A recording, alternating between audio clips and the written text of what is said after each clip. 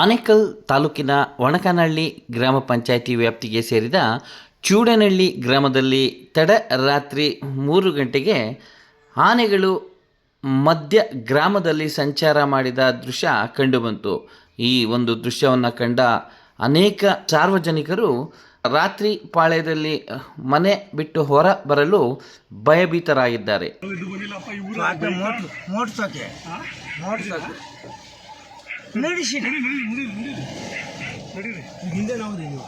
ಹಿಂದೆ ಹೋಗಕ್ಕಾಗಲ್ಲ. ಅಲ್ಲಿ ನೋಡಿ ಇಲ್ಲೇ